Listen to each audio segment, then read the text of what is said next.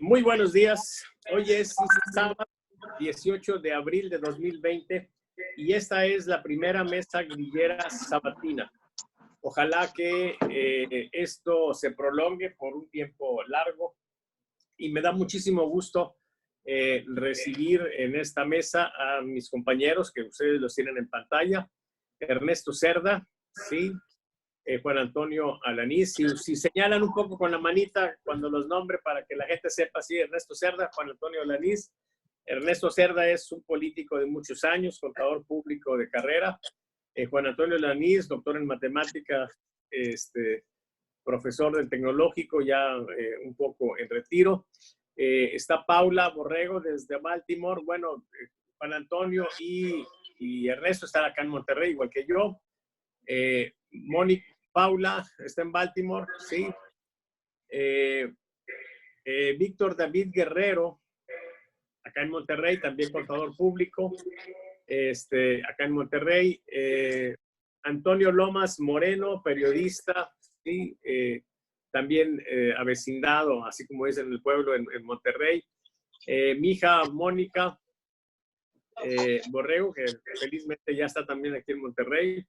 Estuvo mucho tiempo en la Ciudad de México. Fortino Garza, ingeniero mecánico, especializado en temas de diferentes aspectos, ¿sí? Particularmente temas económicos. Funcionario del gobierno federal, fue parte ¿sí? De manera señalada en el organismo Conocer, ¿sí? Ligado a la Secretaría de Trabajo y Educación. Y me da muchísimo gusto recibir a Tadeo Rodríguez, sí, matemático, estadístico, que es un convencido miembro del Movimiento de Regeneración Nacional, o sea, Morena. En serio, Tadeo, nos da mucho gusto, ¿sí? Esta es una mesa abierta y la idea es, pues, comentar de manera franca, abierta, pero honesta lo que pensamos de lo que está sucediendo. Y es una buena señal que estés aquí con nosotros, ¿sí? Hemos tenido otros compañeros de Morenas que no han aguantado, ¿sí? Yo espero que tú sí aguantes, ¿sí? Y hemos tenido otros que han estado y han sobrevivido muy bien, ¿sí? Como Gilberto Reyes, que hoy iba a conectarse y por alguna razón todavía no. Pero bueno, quiero que empecemos, compañeros, mostrándoles algunas filminas del reporte que tuvimos esta semana, y creo que esto va a ser la situación inicial general, porque yo sostengo que el principal actor político es la comunidad completa, ¿sí? El pueblo. Bueno o malo, sí, sabio o tonto, sí, pero el pueblo todo, sí, es el personaje importante. Entonces, una cosa fundamental es saber qué está pensando el pueblo, qué es lo que tiene el pueblo en mente. Vemos la siguiente filmina, por favor. Miren. ¿Pueden ver todos? Sí. Sí, adelante. Esta es una pregunta fundamental. Es complicado hacerlo porque no le estamos dando a la gente D, A, B, C, sino que se les hace la pregunta como está ahí planteada de todas las noticias difundidas recientemente en el país. ¿Cuál es la que más presente tiene usted? Los partidos políticos, las organizaciones gastan dinerales en saber qué demonios publicaron los medios, pero eso no importa. Eso se hace pensando que la gente debe estar pensando lo que los medios publicaron. Y eso alguna vez quizá fue cierto, pero hoy en día para nada. Los medios publican lo que les dé la gana y finalmente lo que se queda en la cabeza de la gente muchas veces es diferente. Ahorita, por ejemplo, en respuesta espontánea, 78% de la gente tiene el coronavirus en mente. Lo verbalizan como coronavirus, como pandemia, como COVID-19, pero es lo mismo. Luego, los otros temas ya en porcentajes muy bajitos, que la gente no hace caso de quedarse en casa. Esto va a ser importante. La falta de medicamentos en los hospitales. Y luego que están muriendo doctores y enfermeras y que les van a depositar a los de la tercera edad, ¿sí? Eso es lo que está en mente de la gente. Vemos la siguiente.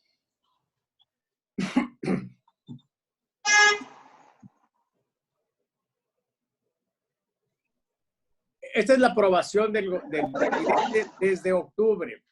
Como pueden ustedes ver, hubo un periodo en el que se le complicó la situación a López Obrador. Ahí está marcado en una tendencia a la baja, que remata en una alerta negativa. Y luego, esto fue previo a la situación de las mujeres, cuando los asesinatos esos que se hicieron muy notorios, que hubo unas reacciones que no fueron muy acertadas del presidente y le costó eso. Después se da una cierta recuperación y hoy tenemos una recuperación plena. Los últimos 4 puntos se ven estables, incluso arribita del nivel medio, y eso hace confiable la estimación de encuesta, ¿sí? Que vamos a ver más adelante. Vemos la siguiente gráfica. Esta es la desaprobación. Es claro, pues, que mientras la aprobación se recupera, la desaprobación baja, ¿sí? Que es una buena señal también. Y los últimos 2 valores están marcados de esos circulitos verdes que indican advertencias positivas. La última es casi una alerta, está muy cerca del valor azul.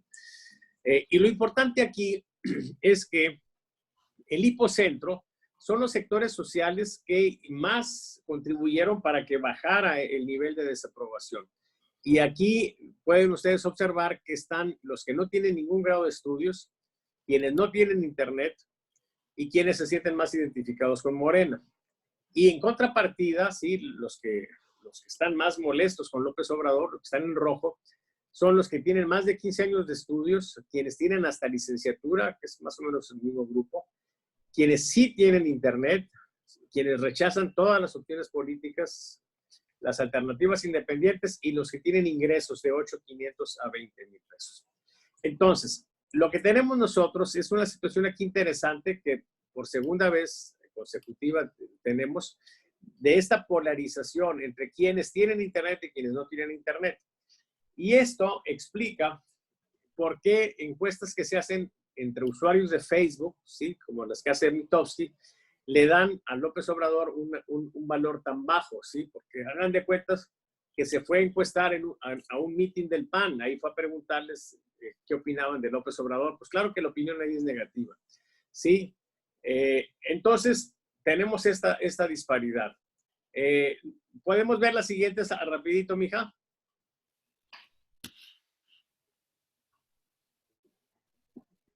Bueno, la aprobación de López Obrador de encuesta es 64,8%, que claramente dista mucho del 46, 47% que le anda dando Mitofsky hoy en día. La siguiente. Esa es la evolución en el tracking de la aprobación, ¿sí? La siguiente. La calificación promedio también muestra una recuperación, ¿sí? Tiene 3 alertas positivas en las últimas 4 evaluaciones. La siguiente. La siguiente. La siguiente. Entonces, tiene una calificación de 7,3, ¿sí? Y 59% le da calificaciones altas. El siguiente. Ese es el tracking de la calificación. La siguiente. La siguiente. Miren, esto es interesante. ¿Tiene usted algún familiar con fiebre y tos seca? Si ustedes observan, esta gráfica muestra una tendencia leve, pero al alza. Y aquí aún lo leve es grave, porque pues cada punto porcentual aquí estamos hablando de millones. Entonces, estamos, o de cientos, no de millones, pero sí de cientos. Y estamos hablando no de gente que esté infectada, sino son familias donde hay algún miembro. O sea, todavía ese valor hay que dividirlo pues, entre el número que podamos estimar del número de miembros en las familias, 4, 5, 6, y entonces ya nos pasa datos que se mueven entre los 100, 200 mil personas que serían sospechosas de estar con esta situación, pero esa situación, lo interesante que tiene es que va en ascenso, ¿sí? Y eso pues deberá ser preocupante. La vamos a seguir midiendo cada 6 días. La siguiente. Bueno, es la contrapartida, sí, la siguiente. Ese es en encuestas, sí, 2,1% la estimación. Esto es interesante, miren. ¿Qué tan difícil es para usted, la anterior, por favor? Esa. ¿Qué tan difícil es para usted no salir de su casa durante 2 semanas? está bajando el porcentaje de gente, se recorre toda la línea, desde la línea de advertencia negativa hasta la línea de advertencia positiva. Aquí aplica aquello de que o te aclimatas o te aclichingas. La gente esto lo está viendo como algo cada vez más tolerable, ¿sí? Quizá porque está dimensionando el problema de mejor manera. La siguiente, difícil sigue más o menos igual, poco difícil. La siguiente, y nada difícil, pues también tiene una situación que como que sugiere un poco al alza. ¿Sí? La siguiente. Esos son los porcentajes en estimación de encuesta. Para un 15% ahora es muy difícil y para un 30% es nada difícil. ¿Sí? La siguiente.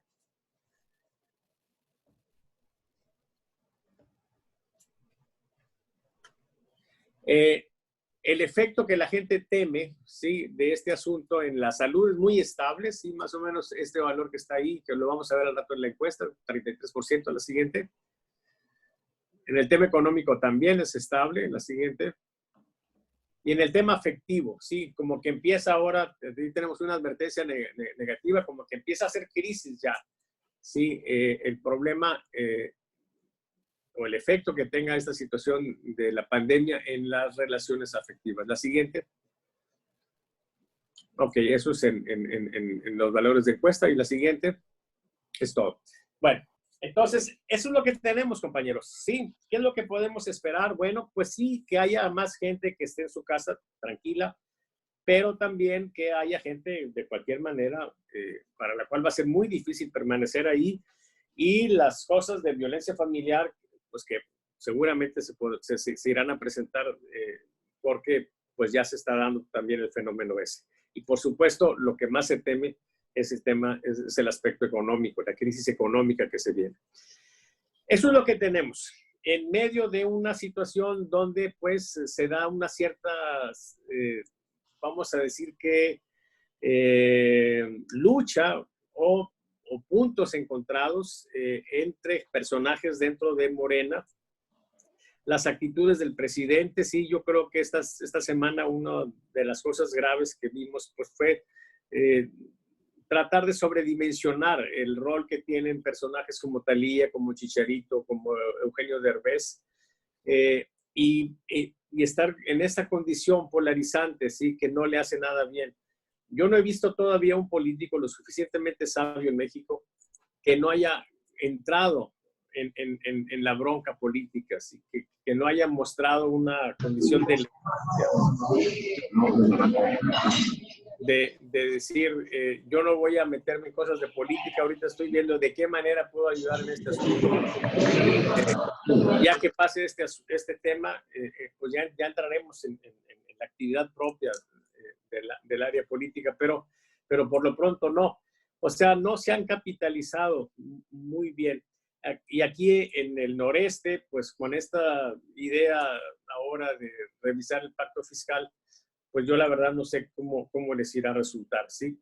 Alguna gente seguramente lo verá atractivo, pero pues si nos vamos a la época juarista con experiencia de Vidaurri, pues eso no terminó nada bien, ¿sí?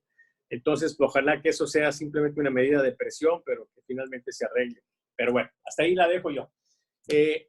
Vamos a abrir la mesa. Me gustaría, pues, que si tienen algún comentario sobre la información que les dimos, a la explicación de usted bienvenida. O, como siempre, si quieren hablar de cualquier cosa, pues hablen de lo que les dé la gana. Salvador, quiero empezar. ¿Me permites hablar sobre tu estadística? ¿Por qué se oye tanto ruido? Perdón. No, Gilberto tiene el micrófono. Es el maestro Gilberto, ya le puse mute. Ahorita si quiere intervenir, yo se lo quito. Muy bien, muy bien. Si me permites empezar, no sé, a la administradora, a la jefa, si me permite iniciar. A ver, Salvador, yo quisiera, por alusiones personales, decirte, cuando tú hablas de que en el caso de Andrés Manuel, ha tenido condiciones erráticas que no son encuadradas en una filosofía de una ideología. Le dices, pues a veces actúa de una manera, a veces actúa de otra, y no se nota una ideología. A mí me parece que se ha perdido lo importante, en el caso de Andrés Manuel, no lo han sabido ubicar. Mira, yo quisiera recordar la historia de Stalin. Cuando hay un momento grave en la Rusia, cuando es invadida por Alemania y se rompe el tratado que había conseguido Stalin con Hitler, hay que recordar eso, para que no lo atacara de inmediato y ganar tiempo y quedarse con una parte de Polonia y de parte de Checoslovaquia, hay que recordar que Stalin era ateo y llamó a la madre patria a defender a la madre patria. Cuando son problemas de crisis, ya sea por guerra, por pandemia, que pongan en peligro el sistema o tu poder, pues echas manos de todas las opciones habidas y por haber. Y yo creo que en el caso concreto de nuestro presidente, pues está manejando como debe ser.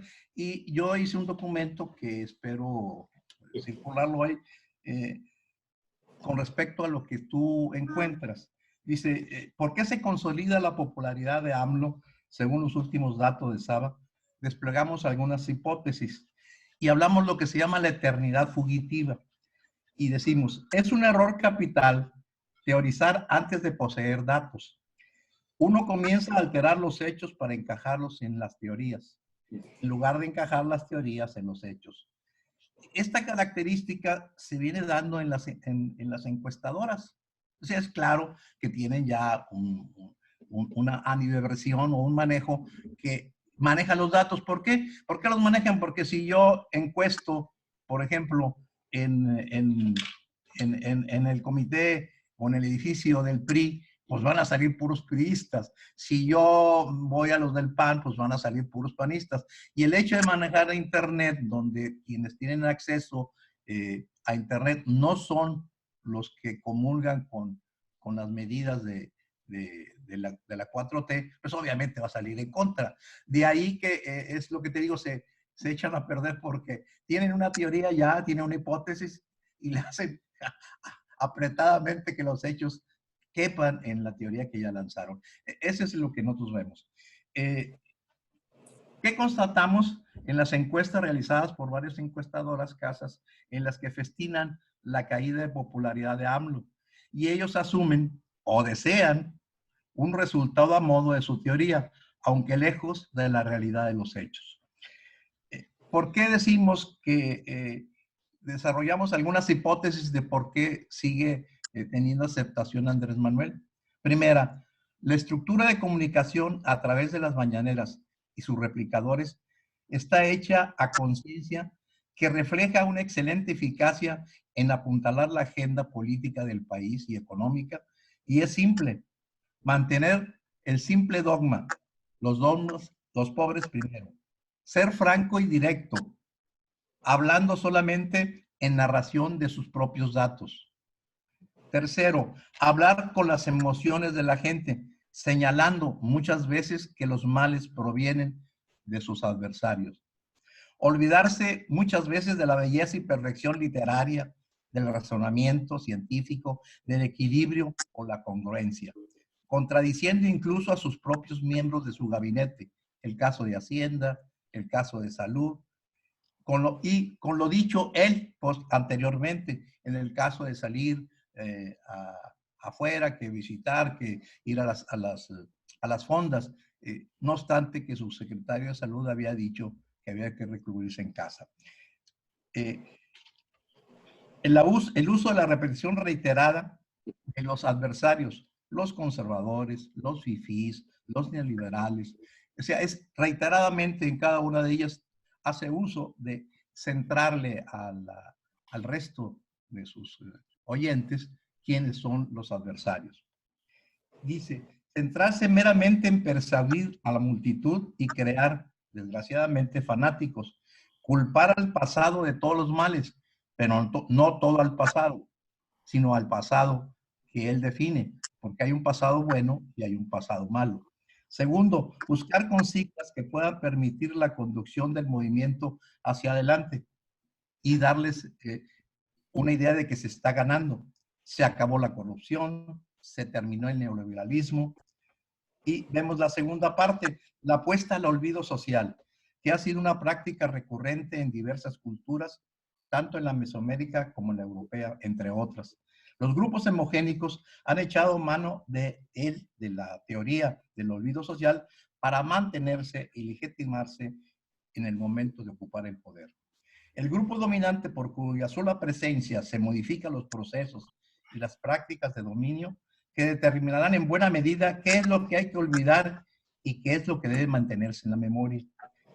El olvido social sostiene, entre otros procederes, el silencio, la imposición y la censura, y producen vacíos y desde luego novedades con las cuales se caracterizan a la sociedad totalitaria o dogmática. Primero, la disputa en este caso se presenta entre la memoria y el olvido. Segundo, lugar e imagen. El siglo XXI se habla de marcos sociales en tiempo y espacio. Y tercero, la memoria se construye con ciertos artilugios como las añoranzas del pasado conveniente, con obras, edificios y placas y hechos conmemorativos. El lenguaje sencillo y del habla común con dichos y frases populares es elemento central en que se edifica la nueva memoria. Y pasamos a lo último, que es el quinto, que la memoria establece la continuidad entre pasado y presente, se requiere que ésta se comunique. Por otro lado, la memoria colectiva tiene su contraparte, el olvido. El olvido antecede a la memoria, ya sea por la velocidad de los sucesos cuya rapidez rebasa el ritmo o lentitud necesarios para percibir, vivenciar y retener en el recipiente social los eventos que interesan. O sea, por la saturación de acontecimientos que impide que algunos de ellos sean significados y significantes y también considerados por la colectividad. Es decir, es tal el creciente número y abultamiento de eventos que por la saturación ninguno termina por generar sentido. Un olvido impuesto de los grupos que dominan las instituciones, sean gubernamentales, eclesiásticas o académicas, en donde imponen su punto de vista en tanto que gozan del poder. Cuando este olvido impuesto es creído y asumido por la sociedad, la desmemoria se presenta y se transita a condiciones de buscar una imagen o un futuro o un porvenir o un progreso que siempre está por venir. Y por último, la tercera es el comportamiento de la sociedad con sus líderes en tiempo de crisis. Es de apoyar porque piensan que el líder los va a llevar a puerto seguro, a un lugar mejor que el que tiene. La información no evoca ni vivifica, no convoca a rememorar, sino más bien es indicativa, es referencial, es como los números, mera abstracción que no dice mucho y decirlo no genera sentido, es frialdad informativa. Por eso la fascinación que han ejercido los antiguos moradores de México precolombiano y sobre todo de su sociedad teocrática han sido de tal magnitud que Hernán Cortés decidió edificar en la antigua Tenochtitlán la capital del nuevo reino de España, o la Nueva España, y heredó las facultades de los tlatoanis. Por esto trataremos este asunto más adelante, pero los tlatoanis siguen siendo vigentes y creo que el presidente tiene una inmensa capacidad para entender esta idiosincrasia del pueblo mexicano hacia el líder, hacia el conductor. Después ampliaré este caso, pero de entrada son las tres condiciones que nosotros vemos en el elemento que tú sacas y por qué algunos de los encuestadores o las casas encuestadoras privilegian su hipótesis sobre los hechos. Muy bien. El problema que yo veo en eso, Ernesto, es que son ideas prácticamente atemporales, ¿sí? Al menos la última. Y vamos a tener problemas si eventualmente hay una situación de desencanto con López Obrador. O te preguntaría de este modo, imagínate que de pronto, ¿sí? Quizá pasada esta crisis, López Obrador se desploma. ¿Qué explicación vas a dar? La misma que le pasó a quien siguió a Cuauhtémoc cuando la gente lo apedreó a Moctezuma. Recuérdate muy claro cuando Moctezuma sale a recibir a la gente que está en la explanada de esa pirámide, pues lo apedrearon. O sea, el problema de generar un paraíso, una utopía, tiene costos. Tiene sus costos, definitivamente para allá va, y la historia te lo dice. Y te digo en el mismo caso de Stalin cómo murió, de Hitler cómo murió, y te puedo señalar cómo murió pues, Julio César. Gaddafi. Entre otros. O Bueno. el que trajeron de Panamá y murió en Estados Unidos. O sea, me parece que el problema es muy arraigado. La gente cree en los líderes. Los cree en tanto existe la posibilidad de que se dé esa esperanza, que se vaya solidificando. Pero si después de cierto tiempo no se da, pues viene el desencanto. Y ahí es donde puede suceder lo que tú planteas y lo que la historia nos dice que le pasa a los dirigentes que no dan la medida del asunto. Y te voy a dar un ejemplo. No obstante que den la medida, pueden ser rechazados. Y el ejemplo más clásico fue el de Churchill, que ganó la Segunda Guerra Mundial y en la siguiente elección perdió. Sí, pero luego la ganó. Pero bueno, ¿quién sigue? ¿Quién sigue? ¿Quién sigue? Indique a alguien. Adelante. Quiero comentar el punto acerca del convenio, un poquito de la presión que se está ejerciendo, un poco, un mucho, o la suficiente presión que se está ejerciendo para hacer ver la participación de los estados en este convenio con referencia al Producto Interno Bruto y lo que recibe de la Federación. Acabamos de tener una publicación en nuestros medios de que entre los estados de Jalisco, Tamaulipas, Nuevo León y Coahuila aportan casi 1,4 billones a la Federación y reciben de regreso 1/4 de billón, o sea, 281 billones reciben de regreso. La Federación casi se queda con 1 billón de pesos. Y la participación de regreso que tiene los estados en comparativa, para Nuevo León y Coahuila son los que tienen menos retorno del peso que aportan. El que mayor tiene es Tamaulipas, con el 32% de lo que aporta le regresan. El que le sigue es Jalisco, con el 30%. En tercer lugar de estos 4 está Nuevo León, con el 17%. Y en último lugar está Coahuila, con el 16%. Coahuila tiene exactamente el 50% de Tamaulipas. Entonces, y de pura casualidad, los que aquí cabe el ejemplo de los que más lloran, más maman. Entre Jalisco y Tamaulipas, que son los que más lloran, pues son los que más están recibiendo de retorno, un 32 y un 30%. ¿Es justificado en estos tiempos hacer estos reclamos a la Federación? Yo creo que son, de mi punto de vista, es que son quizá en estos tiempos no es lo adecuado, pero se deben de sentar a negociar en cada momento. En cada momento en el que hay una asamblea, no se tienen por qué quedar callados. ¿Por qué Nuevo León, en el momento en que le están repartiendo, se quedó con un 17%? ¿Por qué Coahuila se quedó con un 16%? Y no presionó en ese momento, ¿y por qué hasta ahorita? Eso es lo que en formas no me parece.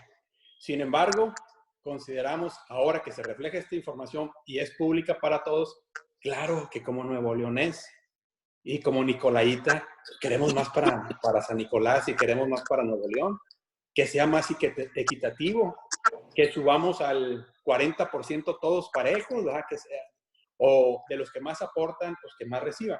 Entonces quise dar estas cifras, ponerlas en la mesa y también escuchar su punto de vista de lo que está. Okay. Muy bien. ¿Quién sigue? Cortino. Bueno, para el cálculo de, por ejemplo, de marginalidad y de otros aspectos para poder tener un modelo de cómo se reparte en este caso esos ingresos fiscales, está determinado desde hace buen rato. Entonces, yo creo que ahorita pues es una consecuencia que la vemos pues negativa en este momento. Sin embargo, también hay que ver que esos debates en la Cámara de Diputados pues no se han mantenido fuertemente como debiera haber sido. O sea, en el momento en que se fijaron esos acuerdos. Ahorita, bueno, pues están corriéndose y efectivamente, pues hay algunas bancadas mayoritarias o que para poder beneficiar más a algunos estados, entre comillas, más necesitados. La lógica de esa es un asunto. La necesidad ahorita aquí es otro asunto. Entonces, se están entrelazando. Yo creo que efectivamente hay que levantar la voz pues, para tener algunos recursos más abundantes en cosas muy necesarias. Pero el problema de fondo va a seguir siendo ese modelo de distribución. Ese modelo de distribución tiene que ser abordado. Ahorita a lo mejor estamos fuera de tiempo para hacerlo en las cámaras, pero de ahí se deriva esto. Entonces es una consecuencia. Seguramente que muchas otras leyes también, las quejas de muchas, sobre todo medianas y pequeñas empresas, de la falta de liquidez y cómo van a hacer para mantener los salarios, pues se está manejando a nivel oficial con reglas previas. Entonces ahorita hay que hacer algún tipo de paréntesis o algunas concesiones para poder que sea posible pues transitar hacia después de esta crisis, porque pues muchas empresas pequeñas si, no tienen ni para pagar los salarios, y si pagan algún impuesto, pues no pagan los salarios completos, y luego la Ley Federal del Trabajo todavía, por un lado, exigiendo que no haya despidos o que los despidos se den en ciertos términos, entonces genera camisas de fuerza. Entonces esos efectos los estamos viendo y los vemos reflejados mucho en lo que Chava monitorea, ¿no? Entonces, visto por ahí, pues yo diría que los grupos de interés y los grupos que se ven afectados, hay que hacer esa presión por lo pronto, ¿no? Por lo pronto ya vemos algunos efectos positivos de la pequeña industria, los pequeños empresarios haciendo algo de presión y sacando algunas negociaciones. Creo que también hay que privilegiar ese espacio de negociación y de estira floja, porque si nos vamos al otro nivel y criticar la medida o criticar la ley y ver que es obsoleta, que efectivamente puede serlo, se quita pues el problema de la coyuntura. O sea, ¿qué va a hacer ahorita el pequeño empresario? ¿Qué va a hacer para pagar la nómina este mes? Entonces, ese enfoque de esas necesidades, creo que hay que dejarles un espacio correcto, adecuado, ¿no? Entonces, y luego, bueno, ya vemos cómo se ramifica para otros lados. Yo estoy convencido, perdón, Salvador, adelante. Estoy convencido de que, como bien se dijo en la reunión regional, hay que ayudar al buen morir de esa ley. Está completamente desfasada y con esta crisis se refleja todavía más. Esta crisis ahorita va a dejar a mucha gente sin ingresos, sin empleo, sin ingresos a los empresarios, a los comerciantes, sin empleo a los trabajadores. Y esta forma de repartir es donde hay más pobres. O sea, está mal hecha desde un principio, nada que tiene que ver este gobierno. O sea, en su realización se premia al Estado que más pobres tienes para sacarlo. Quizá en su momento pues fue pensada para poder más o menos balancear los estados. Ahorita no es lo adecuado. Entonces, hay que irnos al bien morir de esta ley. Sin embargo, la consecuencia de esta crisis va a dejar a mucha gente pobre, que van a requerir en estos estados metropolitanos más apoyo porque hay más gente pobre, más gente sin ingresos. Hay que acelerar esas negociaciones de manera inmediata para poder tener una mejor participación. En el sentido que comentábamos de cómo está hecha esa ley y cómo se entrega a los estados. Y bien, en la cuestión que estamos viendo ahorita de cómo poder ayudar, nosotros como fundación, no todo hay que dejárselo al gobierno. Nosotros como fundación hemos estado haciendo centros de acopio, entregando gel antibacterial de manera gratuita, entregando visores a los doctores, a todos los doctores de San Nicolás, les estamos entregando, a los de la Clínica 6, a los del Metropolitano, para poderlos ayudar a protegerse, porque es el primer contrafuego que tenemos con este virus. Yo invito a todos los comerciantes, empresarios, profesionistas que tengan la posibilidad y la capacidad por medio de esta mesa grillera, decirles, vamos a bajarle 3, 4 niveles a la grilla y vamos a subirle toda la intensidad al activismo social y a la ayuda. Les dejo ahí la palabra. Oye, una precisión. Mira, Salvador, hay que irse a los hechos porque otra vez estamos bordando en el vacío. Oí que el contador dice que es una ley. No hay tal ley. Me permito decirle que hay un acuerdo de convenio de adhesión, no existe ni pasa por el lado del Congreso ni del Senado. Quiero decir que este convenio se inscribió en 1999 y quiero decirte, por ejemplo, que depende lo que se haya movido cada uno de los estados.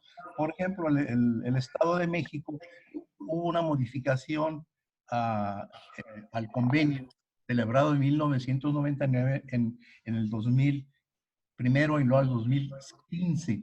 O sea, quiere decir que cualquier estado puede hacer modificaciones al convenio, porque es un convenio de adhesión. Hay que verlo en el sentido de adhesión. O sea, tú te adhieres solo si te conviene. Y hay una serie de reglas de operación, que si quieres te las hago llegar, porque veas que hay maneras de modificar el convenio. En el caso de Tamaulipas y en el caso de Jalisco han tenido la capacidad de decir, ¿sabes qué? Este convenio me puedo salir, te puedes salir olímpicamente y volver a los impuestos estatales. Hay que recordar la historia, y tú, contador, sabes que había un impuesto sobre ingresos mercantiles en los estados y que en un momento determinado se cedió a la federación el cobro de los impuestos. Entonces, es un convenio de adhesión. Ojo, no es ninguna ley, no es nada que tenga que cumplirse de manera absoluta, sino es un convenio que se forma entre los estados y la federación. Ese es por un lado. Y segundo, el otro aspecto es, siempre animó a este convenio de adhesión la posibilidad de apoyar a los que menos podían aportar. Pero después creo que se perdió ese sentido. Una cosa es el apoyo a aquellos que necesitan crecer para desarrollarse y se volvió lo que hasta ahora se ha dado, pues una serie de aportaciones que se dan a los estados, pero siguen en las mismas condiciones de pobreza, de falta de desarrollo en su economía, falta de crecimiento en su economía. Ahí está un elemento ideológico en eso que dices, Ernesto. Sí, pero yo quisiera que en el tema ese particular nos centráramos en qué tan sensato es en el contexto político en este momento estar abordando ese tipo de temas. ¿Sí? Es el momento. Es el momento. En los tiempos de crisis, y así lo hizo el Estado de México, cuando había una crisis, se tomó para eso, para jalar a su molino un mejor convenio. Y lo hizo Jalisco también en su momento. Y seguramente, no tengo los datos de Tamaulipas, pero hay que aprovecharlos. Son momentos políticos donde puedes tú presionar de manera más dura, con mayor eficacia, cuando hay este tipo de condiciones. En tiempos normales no te van a hacer caso, simplemente. Ahorita cualquier dato, imagínate un escenario donde 4 estados declaren salirse del convenio y nulen el pago de impuestos. Imagínate el problema grave de la aportación. Entonces, están aprovechando el momento político. Para que no esté adecuado, que esté en contra de una visión, pues de acuerdo. Pero te quiero decir que es el momento político. O sea, hay que entender eso tampoco, no decir, no, pues es que están aprovechando los políticos. Que queda clara la idea. Tadeo, ¿qué nos puedes decir, Tadeo? ¿Qué nos quieres decir? No sé, es que siento que hay como mucha dispersión de ideas sobre lo que se tiene que discutir y digamos que como en mi papel de militante de Morena, no sé para qué se me requiera. Insisto, esto es totalmente personal. Yo no tengo ningún encargo de político en el partido. Yo me considero militante de Morena, activista de los derechos humanos, LGBT, apoyo la causa feminista, el movimiento feminista. No me considero comunista, pero de cierta forma sí creo que, como en términos económicos y de derechos humanos, la aplicación de los recursos tiene que ser desigual para poder tener, digamos, un desarrollo pleno, ¿no? Colectivo. No creo que el discurso de que se quieren salir del pacto fiscal sea algo muy profundo. Desde los 90s, que estaba como en la primaria, que vivía ya en Cadereyta, Nuevo León, la gente estamos acostumbradísimos a escuchar eso, ¿no? Somos un pueblo trabajador, somos quien aporta el dinero a la nación, nuestros impuestos no nos los regresan. Y de hecho, en mis 35 años de vida, no ha pasado nada con eso del pacto fiscal. Si se retoma ahorita esto, yo entiendo que habrá gente que las cosas que está haciendo el gobierno actualmente no les satisface y no se sienten atendidas por el gobierno. Entonces, yo entiendo completamente que busquen causas, ¿no? Para poder manifestar su ideología, su identidad personal, su identidad política, y que a través de situaciones como esta, lo del pacto fiscal o el convenio que comentan, busquen algo que les diga, soy parte de, ¿no? Pero yo en lo personal, desde que tengo uso de razón, eso se ha comentado siempre en el norte y nunca ha pasado nada. Si en 20, 30, 50 años se independiza Nuevo León o se independiza el noreste y se juntan con Texas, pues ya será tema de coyuntura, ¿no? En ese momento. Ahorita a mí la verdad se me parece, desde mi perspectiva, irrelevante, porque no hay un momento político, social para lo mismo, ¿no? Ahora, que si el tema de la pandemia que está ocurriendo es el momento adecuado, yo creo que, o sea, si no somos reformistas y somos revolucionarios en términos así como ideológicos de cuándo suceden las cosas, me parece totalmente fuera de lugar tratar de hacer la revolución en un momento de coyuntura de salud. O sea, ha habido momentos, por ejemplo, cuando el Yo Soy 132, ¿no? Que se buscaba un cambio político por una situación política a través de los y las jóvenes que estaban participando ahí. Y era como embonaba, ¿no? Empataba, ¿no? Era la situación de Peña Nieto, elecciones y jóvenes que se inmiscuían en temas políticos. Ahorita es una cuestión de salud que creo que es desproporcionado tratar de aprovecharla para hacer la revolución política económica. Pero está bien, o sea, si la gente quiere luchar por ello, yo creo fielmente que la gente tiene que buscar sus intereses. Si este gobierno no les está dando pautas de apoyo, de pasión, de emoción, de ideología, de nada, pues obviamente van a tener que buscar elementos de lucha, elementos de motivación personal para continuar, ¿no? O sea, porque qué triste, supongo yo, que ha de ser luchar por algo toda tu vida y que no se concrete, ¿no? En términos ideológicos y de utopías. Entonces, si este es el momento del gobierno de otra perspectiva de vida, pues la gente que no lo comparte va a tener que tener otras causas y va a tener que tener otras motivaciones para seguir adelante. Y me parece importante que se reúnan, que lo hagan y que luchen por ello, porque a final de cuentas, pues el gobierno ya dijo que no se los va a dar, que no va a haber concesión de impuestos, que su eslogan dogmático, como lo llamaban hace rato, es por el bien de México primero los pobres, y que así va a ser su política de gobierno.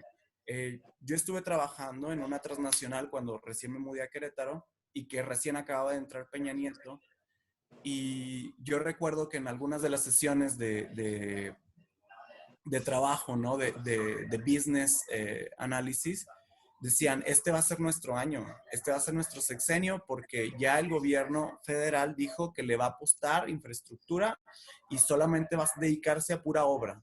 Entonces General Electric, que tiene obras de infraestructura en energía y en petróleo, pues estaba fascinado porque decía, nos va a caer. Cuando entra Andrés Manuel y que dice, mi política pública va a ser desarrollo social, mandaron el comunicado, ni modo. Estos negocios se van a ir de México y los vamos a mandar, unos los mandaron a la India, otros los mandaron a África, y dijeron, y ya, santo remedio, ¿no? Cuando iba a haber el cambio, había algunas personas que se asumían de derecha, y que empezaban con la cuestión de que no hay que votar por Andrés Manuel porque el negocio y que bla, bla, bla. Y yo recuerdo que un líder de negocio estadounidense llegó y dijo, a ver, o sea, se me calman. General Electric tiene 125 años de fundada y tiene 115 años en México. Vivimos la Revolución Mexicana y vivimos devaluaciones y vivimos la expropiación petrolera y no pasa nada. O sea, las transnacionales obviamente van a tratar de solventar sus negocios y no van a generarles un gran impacto. Eso a mí me quedó muy marcado, de que hay veces que nos apasionamos, ¿no? Y sobredimensionamos las capacidades o posibilidades de algunos movimientos, movilizaciones, acuerdos, organizaciones. Hay veces que las cosas no dan para tanto. O sea, y yo entiendo, habrá gente que esté apasionadísima con la 4T, con Andrés Manuel, con Morena, y que quizá pensaban que íbamos a transitar de Peña Nieto al comunismo, socialismo, marxismo de la nueva Latinoamérica, etcétera. Y también van a tener una frustración, ¿sí? O sea, porque hay cosas que se dan, hay cosas que no se dan, hay cosas que son posibles y hay cosas que no. Y en la medida en la que, digamos, en lo individual, por como dije, esto es como totalmente mi apreciación personal de la visión como militante, que me asumo como tal. Y a lo mejor me corren, ¿no? Entonces, dentro de la vida política y de la vida social, también corremos riesgos, ¿no? Entonces, dentro de esa postura que yo tengo, yo veo que hay que tener como sí la ideología, sí la utopía, sí la esperanza, la motivación, la pasión, pero también hay que tener otro pie en la realidad, ¿no? Y tener que ser resilientes y ser conscientes de que no todo va a salir, de que no todo es posible, que el trabajo o la fuerza de la ilusión, de la emoción, de la esperanza, es ese, ¿no? Es como el motor que nos sigue echando a andar el camino, pero que debemos también de celebrar los pequeños triunfos reales, ¿no? Y la felicidad y la oportunidad de convivir, ¿no? Como el COVID nos ha hecho convivir, como nunca nos había hecho convivir antes. Entonces, en ese sentido, con muchas cosas de las críticas que hay sobre la persona de Andrés Manuel, yo las entiendo así.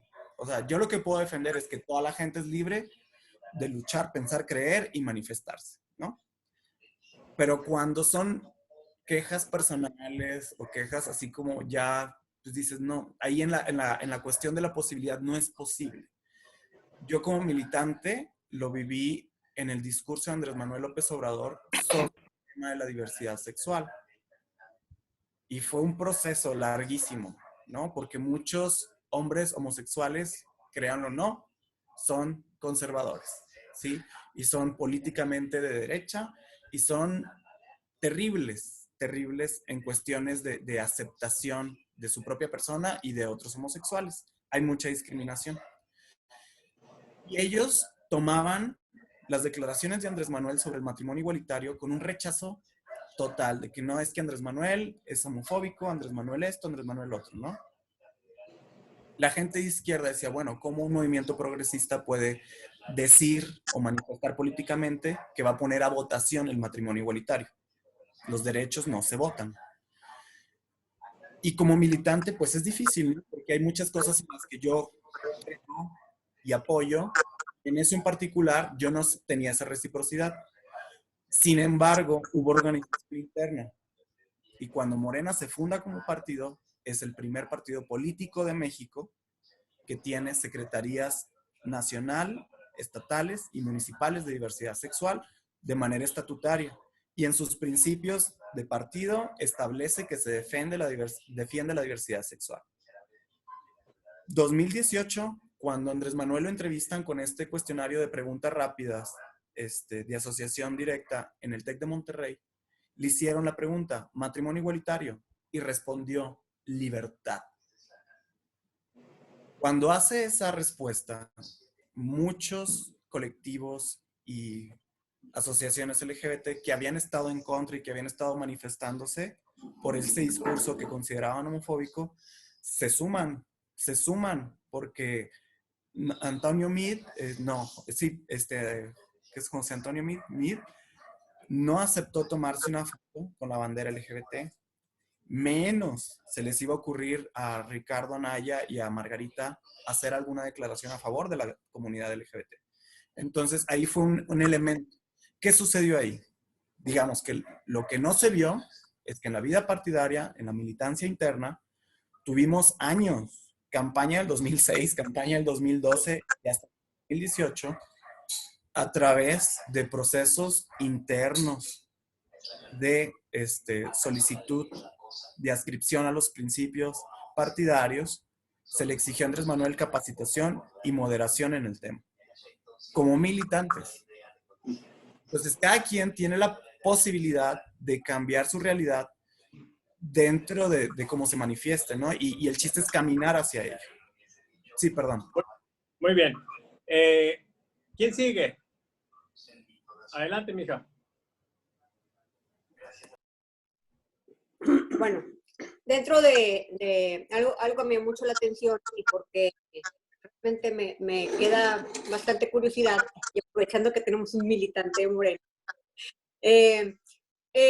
la nota que sale ayer y que levanta bastante ampolla, o sea, efervescencia y casi festejo, ¿no? Por parte de los malquerientes y por parte de los AMLovers, ¿no? Hay una cosa que declara Javier Alatorre, ¿no? De que ya no le crean a Hugo López-Gatell, ¿no? Vaya, es definitivamente una situación que aparece como rara por el hecho de que viene por parte de TV Azteca, que es Salinas Pliego, que sabemos que siempre ha estado pues, muy asociado con López Obrador, y por parte de Bonilla, que es un gobernador de Morena.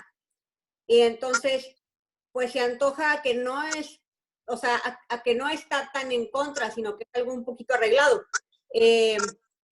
Y aparte hay una cosa un poco clave, o sea, que es la cuestión de que o sea, estuve viendo el reportaje y en ningún lugar dice no le crean al gobierno, o no le crean al presidente, o no le crean a López Obrador. Dice, ya no le crean a Hugo López-Gatell, o sea, se agarran a un subalterno.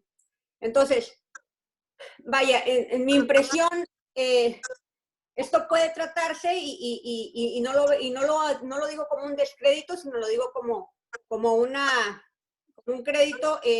Vaya, está todo este problema que se viene desde todo este video de Derbez, que aparte el presidente lo hace poco grande, por mencionarlo en la mañanera, de que dice, bueno, el problema de Baja California, ¿no?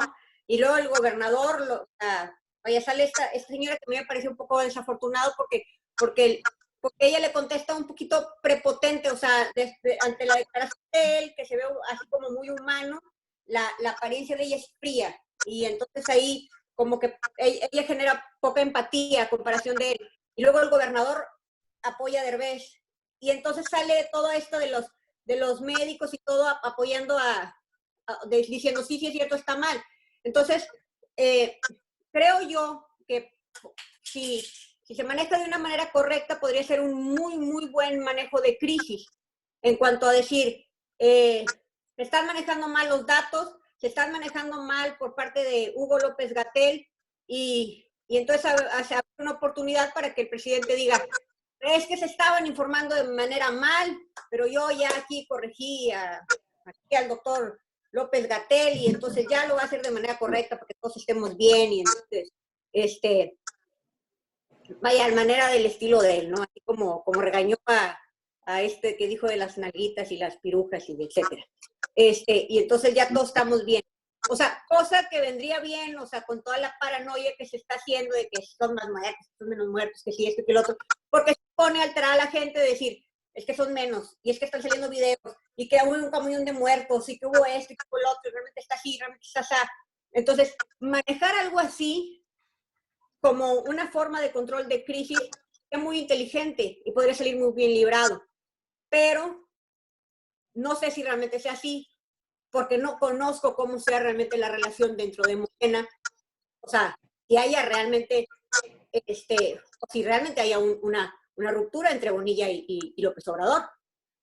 Porque a mi modo de ver, podría ser una forma de un manejo de crisis bastante inteligente y que podría dar un resultado y una salida, pero magistral, a una psicosis social que podría generarse y que la gente empezara a entrar como en pánico. El gobierno está mintiendo y realmente hay 100 camiones de muertos y esto y lo otro, ¿no? Y ese sería un manejo de crisis, pero genial. O sea, me parecería genial el manejo de crisis y el manejo de todo esto y así. O sea, a cómo se ve. Pero también, o sea, cómo está la relación ahí, o sea, cómo se ve dentro de Morena de Bonilla o López Obrador como para que esto sea algo. Muy bien. Fortino, ¿quieres comentar algo? No, creo que va en línea de lo que empezó Ernesto hace rato y Víctor David, en el sentido de, bueno, pues cómo se acomodan estas cosas, ¿no? Entonces creo que sí, están todo el mundo haciendo, no necesariamente tan feo como llevar agua para su molino, pero sí cada quien está explicando y acomodando las cosas, ¿no? Tanto los gobernadores, me viene a la mente ahorita cuando se desplomó el PRI, quedaron muchos gobernadores priistas sin cabeza, por decir así, partidista. Entonces fueron señores feudales más fuertes incluso que como habían estado nunca antes, ¿no? Y se dio todo esto del medinato y lo del, todo lo demás, ¿no? Entonces, efectivamente estamos percibiendo los diferentes grupos cómo están acomodando, cómo el gobierno y dentro del gobierno pues hay puntos de vista, no se diga Morena, que para empezar creo que cada vez queda más claro que no es un partido, es un movimiento y ojalá ahí pueda ser flor del sexenio por lo menos, ¿no? Y algunos auguran que es flor del trienio, pero como quiera desacoplado de López Obrador. Entonces, todo lo que hemos platicado yo creo que va en términos pues de cómo va cada grupo o incluso cada persona percibiendo, pero es importante pues lo objetivo, los grupos, la opinión, la percepción. Y lo que nos dice Mónica pues es muy cierto, ¿no? Como como vamos percibiendo pues es como reaccionamos. Mucha gente que no quiere entender eso pues se espanta o ve las encuestas de Salvador como muy raras. Si todos estamos esperando caídas y luego resulta que no, pero es por no desahogar bien las cosas, ¿no? Hay cosas que efectivamente tendrán caídas muy fuertes. Entonces, afuera de eso, pues es ahora sí, ante los hechos, pues nos vamos acercando cada uno de nosotros o cada grupo y lo vamos interpretando. Creo que ya hubo el momento de la justificación de nuestras bases para poder opinar, pero y efectivamente también al principio, cuando la cuestión es de la ideología, todo lo que decimos aquí pues viene reflejado por nuestro modelo mental, por eso, ¿no? Entonces, muy bien. Chava, yo creo, Chava, que bueno, yo creo que debemos apegarnos a tus números y de ahí para allá, bueno, pues cada quien su vaso de agua. Bueno, miren, ya llegamos a la primera parte, salvo que el Pola quiera comentar alguna cosa.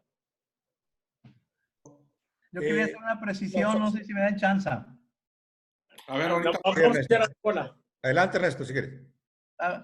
Mira, 3 precisiones. La primera precisión es, en el caso del compañero de Morena, decirle que el problema del tiempo en época de revoluciones, y lo decía un clásico de las revoluciones, Marx decía que podían darse que 20 años no pasara nada, pero en un día podían pasar hechos que no pasaron 20 años. Cuidado, porque el tiempo en las revoluciones y en los cambios sociales no es lineal, es de saltos, a veces se dan saltos. Es la primera precisión. Lo comento porque nosotros tenemos muy claro esas palabras de Marx. Segundo, no es el único movimiento el 122.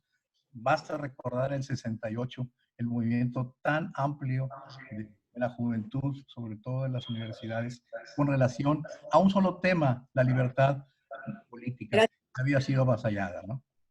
Ese es el manejo. Y el tercero, lo que estamos viendo y que dice nuestra amiga, en el sentido de que hay luchas, es el 24 que ya se está manejando.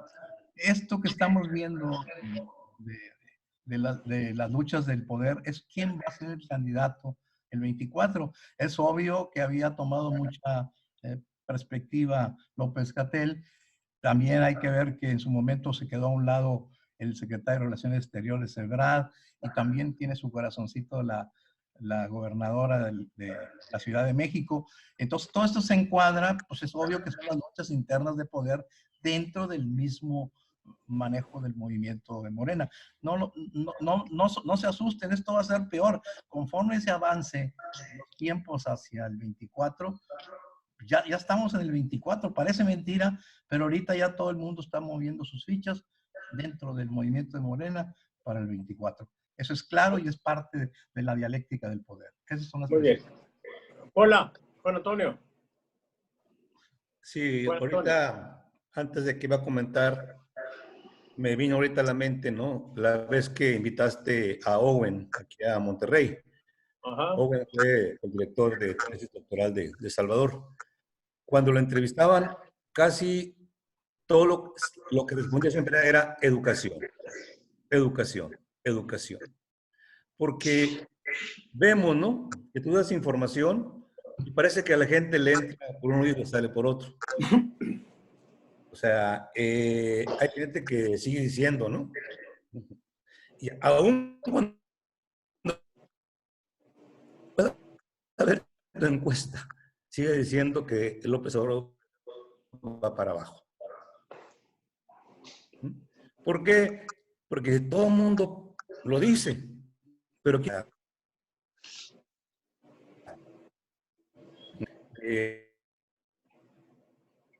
una vez fue a visitar, estaba haciendo una encuesta sobre el insomnio en el área metropolitana de Monterrey, ¿no?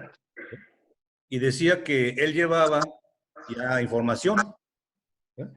Pero decía que no quería hacerlo en la casa, ¿no? Porque incomodaba a la gente. Que no quería hacerlo en la calle porque también le incomodaba. Entonces puso a entrevistar a gente que estaba plácidamente en la plaza, descansando. Tú decías, pues esa gente no tiene insomnio, está placentera. Entonces, ahorita creo que es muy pasional la cosa. Que aun cuando le das los datos, siguen con la pasión, ¿verdad? Más que con la información objetiva de lo que estás brindando.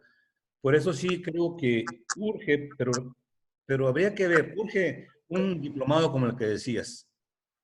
O sea, que le permita a la gente entender, no una especialidad, pero sí una cultura que le permita, o sea, entender la información que otro le está brindando, ¿no?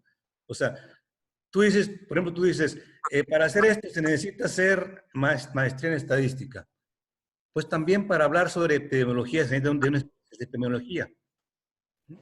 Están criticando a un epidemiólogo. ¿Sí? ¿Quién? Alguien que ni siquiera el grado tiene, ¿no? Ayer estaba viendo López Dóriga, ¿no? Y al que estaba entrevistando le dijo licenciado. Y se sintió incómodo esta vez. Dijo, yo no soy licenciado, no terminé la carrera. Y sin embargo, él criticó ahora que ¿qué va a pasar con la escuela? Dice, no, pues que a los que estén aquí se vayan al siguiente grado. ¿Verdad? Digo, pues bueno, pues si antes se llamaban licenciados a los que no terminaron la escuela, ¿por qué criticas ahora eso? Está mal, pero ¿por qué lo criticas si tú mismo eres el ejemplo de una mala educación? Siempre se habla, los tiempos mejores son pasados con mejores. Pues no parece, ¿no? Porque ves a gente profesional,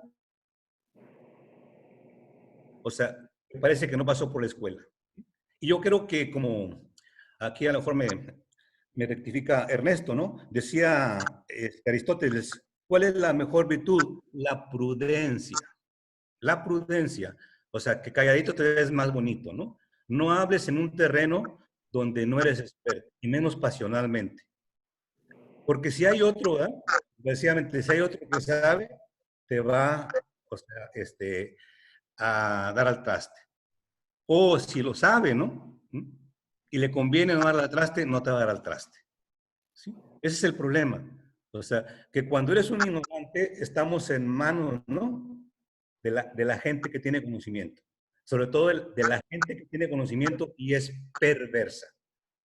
O sea, que lo usa, o sea, con la objetividad, entre comillas, que le conviene. Por eso creo que hacer un diplomado, ¿verdad? Pero un diplomado que realmente impacte, o sea, que le llegue a la gente, ¿verdad? Y no sé, a 30, 40. ¿De qué manera logramos, ¿verdad?, culturizar al pueblo mexicano? Para que no solamente se llame pueblo bueno, ¿no?, sino pueblo bueno educado. ¿Sí? Porque la educación, como decía Owen, esa va a ser una buena parte de la solución. Porque si no, todos van a estar a expensas de los que sí saben, ¿verdad?, pero que a veces hacen perversión de ese saber. Gracias. Muy bien. Bueno, hemos llegado a la primera parte, sí, y ya se nos fue pues más de una hora, pero yo creo pues que hasta hoy me parece muy interesante la postura de Tadeo, sí, porque yo distingo en la lucha que se está dando ahorita y es un terreno político, las redes sociales, sí, en una situación de polarización está de algún modo todo el país, en el sentido de que unos están en favor y otros están en contra de la 4T. Pero dentro de esos grupos hay lo que yo pues identifico como polarizados beligerantes, ¿sí? Y esos están en una situación que reclaman que estés con ellos, ¿sí? Y si no estás con ellos, estás contra ellos. Hay una situación de descomposición en la discusión política que preocupa. Por eso yo señalo mucho que me da gusto que esté aquí alguien de Morena y me da gusto también pues que tenga una posición sensata, ¿sí? Que entiende claramente pues que la gente se mueve en función de intereses, un poco también por supuesto en el aspecto ideológico, pero que nos da una idea más acorde con un ideal democrático en el que pues vamos a ir a las elecciones y va a ser pues lo que la gente quiera, ¿sí? Mientras que hay un polo beligerante, ¿sí?, que nos habla de que esto ya es intolerante y hay que hacer lo posible porque ya se acabe esta situación de la 4T. Y otros, sí, que también están planteando en el extremo, en el otro extremo, pues, que se tienen que dar las garantías para que este esquema se radicalice y ya se conjure la posibilidad de que regrese algo parecido a lo que estaba antes. Pero bueno, yo pienso pues que es interesante esto. Efectivamente, como dice Ernesto, está ya moviéndose todo hacia el 24 y vamos a pasar previo al 24 por el 21 y por el 22. El 22 yo no le veo gran interés, ¿sí? El asunto ese de la revocación de mandato podría ni siquiera hacerse. Le van a decir a López Obrador que continúe. Incluso los que no están de acuerdo con lo que él está haciendo, sí, muchos, yo me incluyo, considero que, aunque Coincido en algunos propósitos, la forma de operar me parece que ha sido equivocada. Aún así, yo voy a votar porque continúe y creo que mucha gente lo va a hacer así, precisamente porque es lo menos dañino que continúe a que se dé un cisma, ¿sí? En un cambio de presidente. Pero la del 21 sí va a ser fundamental y yo creo que aquí es donde pues vamos a tener una situación muy interesante, de mucha actividad. Y lo que se ve ahorita es que, aunque Morena sí ha perdido fuerza, sigue teniendo mayor fuerza que los demás. Entonces va a depender mucho de lo que hagan los demás partidos, de la inteligencia con la que se conduzcan de aquí en adelante. Y me parece, por lo que estoy viendo, que el PAN ha caído en la trampa de la polarización, de la radicalización, y a esto le ha costado. No lo puse en el reporte ese porque es privilegio de los que están suscritos, pero les platico que el PAN ha perdido fuerza en estos últimos días y el que ha agarrado, no mucha, pero por lo menos no le ha costado tanto, ha sido el PRI, que ha tenido una postura taimada, ¿sí? O sea, ahí está, son los más zorros de la política, los papás de todos. Y ellos han estado ahí en una situación donde pudiera ser que sean los que ganen un poco más de posiciones el 21. Y para el 24, pues habrá que ver, ¿sí? Yo aventuro la idea de que el 24 va a ganar Morena también, ¿sí? Y de que los grupos que están incómodos con las cosas que está haciendo López Obrador van a orientarse a alguna postura, alguna posición de Morena que les garantice que las cosas que más les incomodan de López Obrador ya no continúen.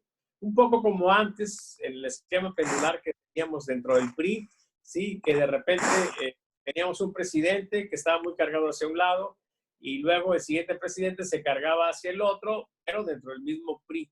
Yo creo un poco que vamos a replicar esa historia dentro de Morena.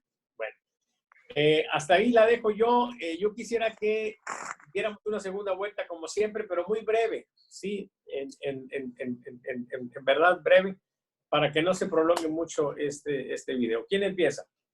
Si quieres, para el documento que circulé, espero que les haya llegado. Ajá. Voy a leer.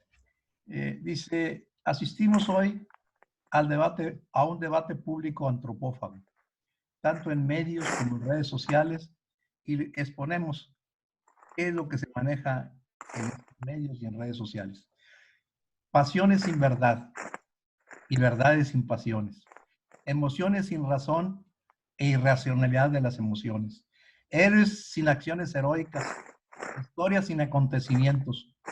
Una transformación cuyo único impulso solo se manifiesta en el calendario y que por causa de la repetición de consignas lleva a la contracción y deterioro de la salud, la seguridad y la economía. Circunstancia que provoca una convulsión social que estimula la tensión psicológica que determina una conmoción en el comportamiento social, irritación, enojo y odio, que sin elementos de distensión, sin buscar la unidad de todos los sectores de la sociedad por parte del gobierno y opositores, que privilegian todos y cada uno la obtención de sus metas, objetivos, planes y obras contradictorios entre ambos. Esta indisposición y cerrazón, tanto del gobierno como de los adversarios, son perversos y la respuesta de los opositores que todo lo ven deficiente y siniestro. Las acciones de ambos pueden desembocar en violencia social que lleva al enfrentamiento y deterioro de las condiciones físicas y mentales de los seres humanos de nuestro México. El pasado es el pasado, hay que mirar al futuro. Necesitamos una colaboración, queremos su acción y si deciden participar estarán haciendo un gran servicio a México. Este no es el momento de aplaudir venganzas absurdas, es el momento de cimentar y construir una nueva sociedad, utilizando hasta el último esfuerzo de todo elemento disponible. Hay que darle la vuelta a la situación y ver la pandemia y la crisis económica no como un drama, sino como una oportunidad de recuperar nuestra esperanza de una sociedad mejor. O luchamos como equipo o sucumbimos como individuos en un futuro cercano. Ese es el documento. Muy bien. ¿Quién sigue? Adelante, mija. Ok, bueno, en cuanto a los resultados del monitoreo de Saba, varias cosas que me parecen interesantes. Una, la gente que dice que le es fácil quedarse en casa. Creo que es una respuesta a que nos comenzamos a adaptar, como sociedad, comenzamos a hacernos fácil la vida, comienzan a adaptarse varios negocios a llevar cosas a domicilio, varias empresas a hacer el home office y a facilitarse a sus trabajadores a quedarse en casa. Y creo que lo que hace algunas semanas a la gente se le hacía muy difícil hacerlo, ahora comienzan a algunas personas a hacérsele más fácil, y eso creo que es algo positivo. Y quizá por ese lado los gobiernos podrían empezar a hacer más fácil. O sea, en la medida en que las actividades económicas puedan facilitar eso, creo que ese porcentaje irá creciendo. Y el hecho de que te puedas quedar en casa es que la ciudad se adapte a que te quedes en casa. Por otro lado, la aprobación hacia el presidente no me cae de sorpresa, o sea, porque no es, no es algo, o sea, no solamente está subiendo la aprobación al presidente, está subiendo la aprobación a gobernadores también. Y ya nos habíamos topado con un fenómeno así, cuando decíamos, bueno, ¿por qué apruebas a presidente y a alcalde y a gobernador de diferentes partidos? Y nos veíamos cuando la gente estaba en situaciones complicadas. Y alguna vez le habíamos preguntado a una persona que nos explicara esto desde una cuestión psicológica, y nos lo explicaba con la pirámide de Maslow. Y o sea, cuando la gente trae la cabeza en otro lado, o sea, no se va a meter en estarse peleando con el que está gobernando. Y si vemos, o sea, lo que nos están diciendo todos los días, ¿no? Y lo que nos están diciendo acerca de qué causa el COVID, y vemos la pirámide de Maslow, y vemos que tú no tienes que a veces pensar en los niveles de arriba, si tú estás preocupado por lo que está abajo. Y vemos el primer nivel que está abajo, dice que lo primero que te preocupa es fisiología. Dice, en fisiología está la respiración, la alimentación, el descanso, el sexo. Entonces, si te están diciendo todos los días, con esto vas a dejar de respirar, y te están poniendo videos en que la gente no puede respirar, eso es en lo que está la mente. O sea, estamos viendo que el tema principal que trae la gente es el COVID, es el coronavirus. La gente te va a probar, además, vaya, es quien te va a cuidar. Ahora, el segundo, sin el cual, si tú no tienes eso, o sea, vaya, mientras no tengas asegurado ese segundo escalón, no vas a pensar en lo demás arriba. El segundo escalón, digamos que tú tienes lo primero, no te preocupa enfermarte por diferentes razones, porque eres joven, porque no tienes miedo a eso, porque estás resguardado en casa, por lo que sea. La seguridad física, si algo hemos estado viendo, pues es que ha aumentado la violencia, los saqueos, ese tipo de cosas. Empleo, moral, familiar, de salud, de propiedad privada. Ya en tercer escalón está la amistad, la intimidad sexual. Ya en cuarto y es el autorreconocimiento, confianza, y ya al final, si tú tienes resuelto todo lo demás, ya te puedes poner a pensar en moralidad, creatividad, espontaneidad, falta de prejuicios, aceptación de hechos, resolución de problemas, etc. Entonces, ahorita tenemos a la mayoría de la población pensando en el primer escalón, y realmente no nos podemos ponernos a pelear con quien está encargado de proveer eso, el primero y el segundo escalón. Sería absurdo. Y ahorita estamos aprobando al presidente y estamos aprobando a los gobernadores. Tenemos que apoyar eso, tenemos que apoyar las iniciativas que tienen. Y bueno, a mí me quedó pendiente con lo que aporta el maestro Cerda. ¿Tú qué piensas, Tadeo? Decía yo, aprovechando que tenemos aquí un compañero de Morena, ¿tú qué piensas, Tadeo, que es un buen manejo de crisis, o que es el pleito ya por el poder del 24? Ok, bueno, hago mi intervención final breve. Con respecto a lo que se vive internamente en Morena, quienes hemos militado y hemos sido miembros fundadores, Vimos en el 2015 la inexperiencia política, ¿no? Para armar estructuras electorales, para hacer campañas políticas. Incluso cuando se tomaron los primeros escaños, la inexperiencia en aspectos técnicos, ¿no? A la hora de gobernar. Entonces, algo que sale del 2018 es que Andrés Manuel tiene una postura diferente, ¿no? Y empieza a sumar equipos técnicos y gente con una visión de gobierno más o menos cercana a la de Morena, sin ser de Morena. Entonces tenemos candidatos y candidatas, como el caso de Lili Telles, ¿no?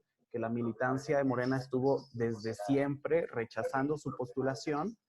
Incluso la Comisión de Honestidad y Justicia del partido solicita que le expulsen de la bancada y no se da hasta que ella lo hace voluntariamente. Lo hace y la gente de Morena lo festeja porque se veía como una contraposición a la cuestión interna, ¿no? De vida partidaria, de postura ideológica, de postura política sobre cómo se tiene que hacer el gobierno. El caso de Bonilla es muy similar. Bonilla no es una persona que haya salido desde las bases de Morena y que haya surgido, digamos, como de manera popular en Baja California.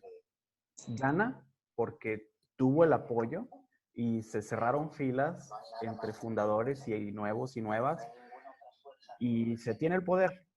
Pero ¿qué es lo que sigue después de esto, no?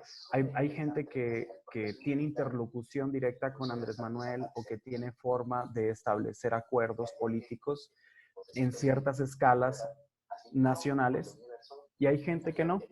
Entonces, esa es una eterna pugna. Algo que veíamos en el PRI, que era maravilloso, y que sigue siendo, es que en el PRI te dicen, esto es así, va fulano, ¿no? Y los demás que están en la contienda se bajan, aceptan, asumen y siguen trabajando.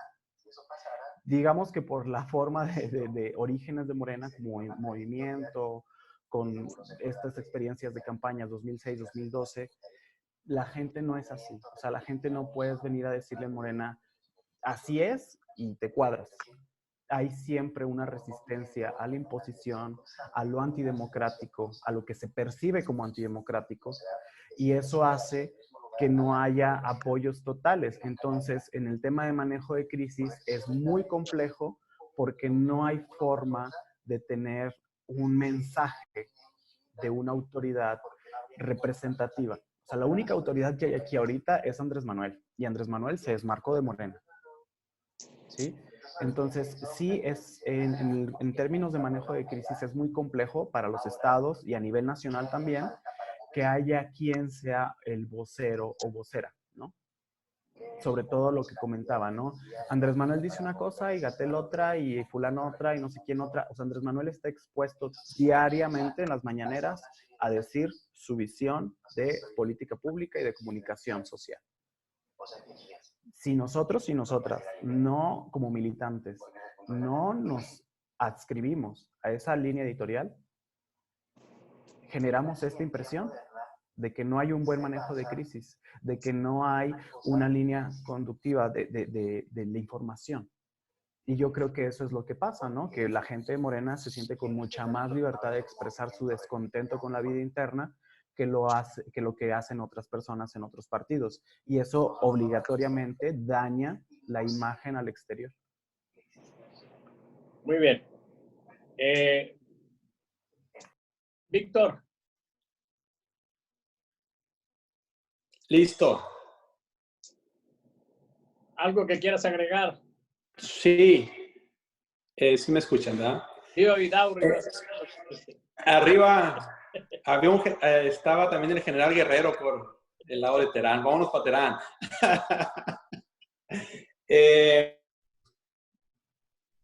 Quiero comentar algunos memes que han sido muy viralizados para hablar del tema de libertad, para hablar del tema de igualdad. Entre uno de ellos decía que el éxito en Nuevo León contra la pandemia fue que se dijo que iban a pasar por las calles para que todos cooperaran para la pandemia. Y en Monterrey, pues todo se guardaba, ¿verdad? que dijeron, no, pues ¿cómo? Se hicieron para atrás, ¿no? Y en otro, chiste local, ¿eh? Y en otro salió el presidente Trump diciendo que es una cantidad de dinero que se le va a estar otorgando por poner un número, de $5,000 a cada hombre y a cada mujer.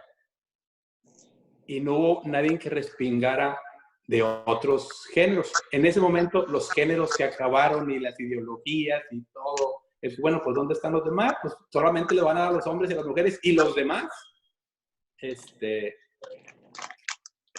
En el tema del convenio de coordinación fiscal, decimos que es importante ahorita exigirlo. Es lo mejor. Es el momento adecuado. ¿Por qué? Porque como decíamos ahorita, es poder, pero también queremos igualdad. Entonces, si nosotros estamos en voz y también apoyamos a todos los que quieren tener igualdad, sea hombre, mujer o de otro género, pues es el momento en que también deben de apoyar cuando queremos igualdad. Ser tratados iguales que todos los demás es un principio y queremos la misma retribución en este convenio de coordinación fiscal. Y no es que estemos en contra del gobierno federal, pero es el momento adecuado de exigirlo, de alzar la voz, de exigir respeto, de exigir igualdad, de ser tratados, aun y cuando aportemos poco o aportemos más, queremos la igualdad. Tendremos a raíz y a posteriori de esta situación una gran cantidad de necesidad. Y ahí ya no va a haber momento de decir, ni va a haber tiempo para poderlo decir, ya pasó. No, ahorita es el tiempo. Entonces, en estos conceptos, yo quisiera invitarlos a que podamos todos insistir en apoyar. Yo quisiera ver a todos, hombres, mujeres y todos los demás géneros, aportando algo para ayudar en nuestra comunidad, para estar activos y para poder tener la información que tú nos proporcionas, que es muy valioso y muy importante, el que todos también pongamos un granito de arena para que se pueda generar esa gran montaña y nos pueda servir para tomar decisiones para el 21, para el 22 y para el 24. Y coincido muy bien, no hay tema en el 22. Aún con el presidente Peña, que estaba tan bajo y que se decían de una enfermedad y se decía de otra cosa, era una buena caja china que manejaba. Ahí lo vemos ahorita divirtiéndose a todo lo ancho. Es lo mismo que nosotros podemos decir. Legítimamente tenemos un presidente. Y hay un meme más que decía, ¿en cuánto está gastando nuestro presidente por mantenerse al poder? Por estar manteniéndose por 0 pesos. Él ya está en el poder y va a estar hasta el 24. Ya llegó. Va. Ya nos estamos despidiendo. Tadeo ya se tiene que retirar. Yo quisiera que nos despidiéramos mejor de una vez todos, sí, como la vez pasada.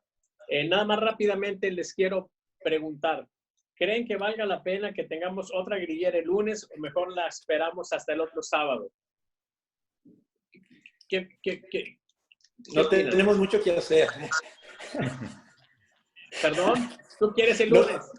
Por supuesto. ¿Los demás? Yo diría que la dividimos al miércoles. Se acabó, estamos en una condición de confinamiento. Para manejar semanas, sí, para tener tiempo. La pasamos para el miércoles. Okay. Bueno, muchas gracias por participar. Tadeo ya se fue. Nos vemos entonces el próximo miércoles a las 10 de la mañana. Okay, ¿sí? Saludos a todos. Saludos a todos. Hasta luego. Bye.